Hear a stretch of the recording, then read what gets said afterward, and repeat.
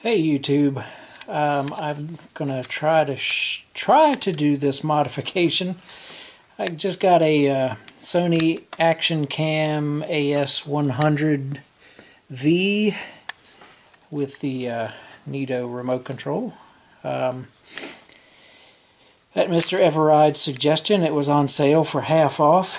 I think the camera without the remote was $150 and the camera with the remote was $199, so I went and got the remote. Thought it'd be a nice handy feature. The remote by itself is $150, so $50 on top of $150 was a heck of a deal. It was $100 off just the remote control by itself.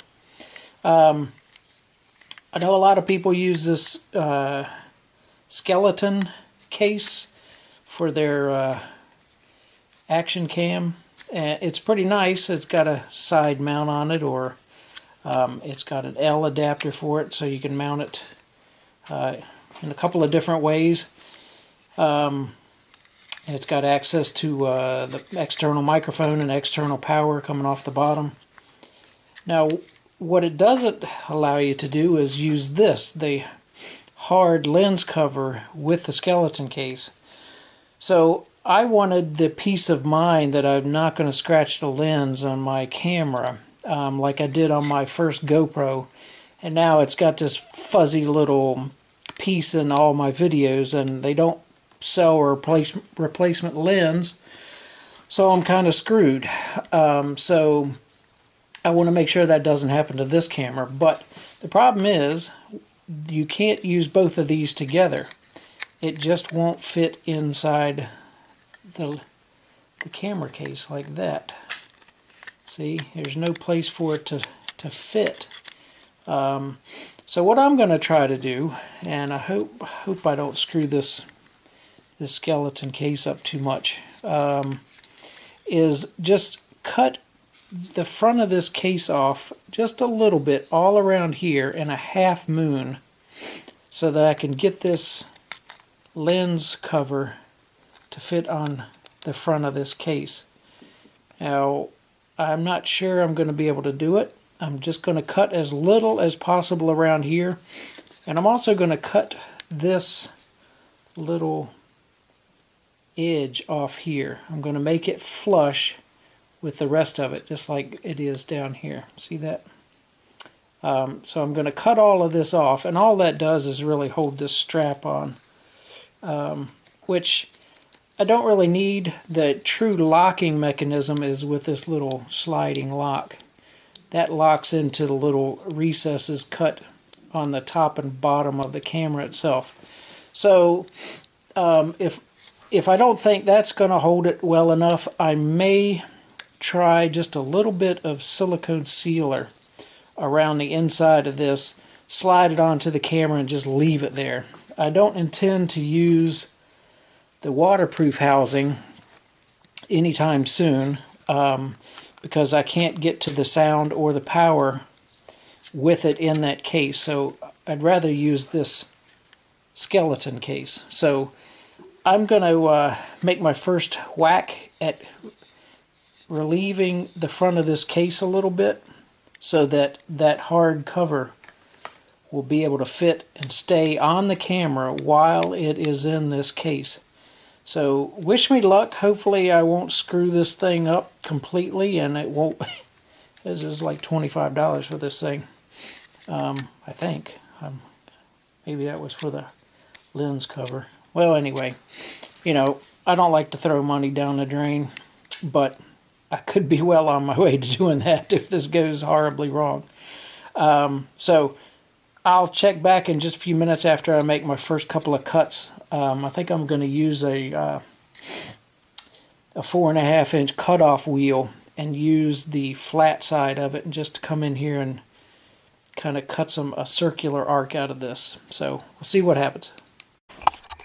Okay, here is my first cut.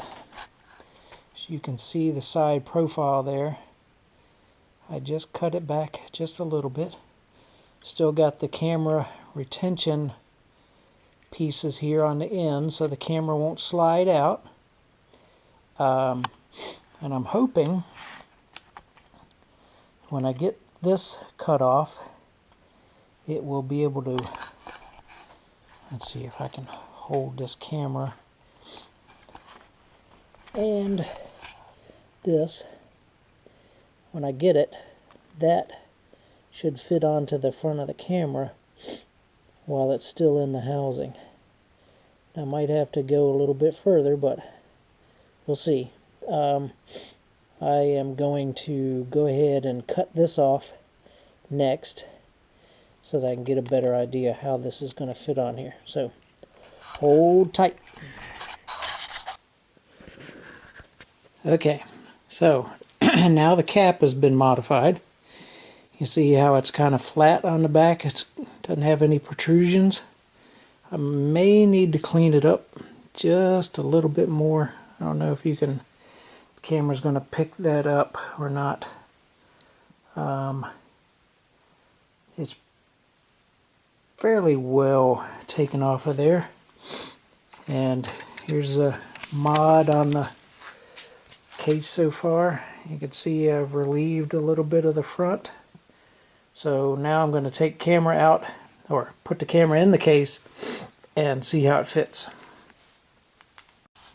Alright, so the cap is now on the camera, and now I got to put it in the case. So let me find my mount for my GoPro and I will be back in a second. Alright, it is almost there. You can see it's hitting at the very bottom on that corner in the front. I need to cut those retaining tabs off just a little bit. Maybe angle them off at a 45-degree angle, but it's really close. There's clearance all around the cap. It's just those retention tabs that are holding it out. And I might be able to get MacGyver something so I can retain this thing without those tabs. Maybe come in a little bit lower down here and glue on a little face plate onto one side or each side of that to hold it in. So let me grind those tabs off a little bit. Alright, there it is. It's all modified. Perfect clearance. Nothing, no part of that skeleton case is hitting that cap. The cap can be taken on and off. See if I can film this. At the same time that I take it out of here. Really need some sort of mount for this thing. Hold on. I'll be right back. Okay, back to what I was saying. You can see there's plenty of clearance all around that cap. It's not hitting the skeleton case any at all. I can unlock this, pull it right off, put it back on, lock it. It's secure. Case is shut and locked. So it's not going anywhere. So yeah, I'm happy about that. So there it is, a hack for your skeleton case for your Sony Action Cam to allow the front lens to be, the front hard lens to be mounted with inside the skeleton case. I know some people out there on the internet said that they didn't like that the lens was naked and exposed and could get scratched, but I think this will work. I may, like I said, I may put some silicone around there and somewhat permanently fix that on there just to make sure it doesn't come off, because I really don't intend to use it in any other case. So I could take it out of this case just like that and do whatever I need to do with it. but really that cap doesn't need to come off. Again, stick it back in the case, shut the door, lock it. Nothing is in the way. Perfect fit. So if you value your sometimes $300 camera, maybe that's a good way to go. So anyway, hope that helps. Like I said, I just took a 4.5-inch angle grinder.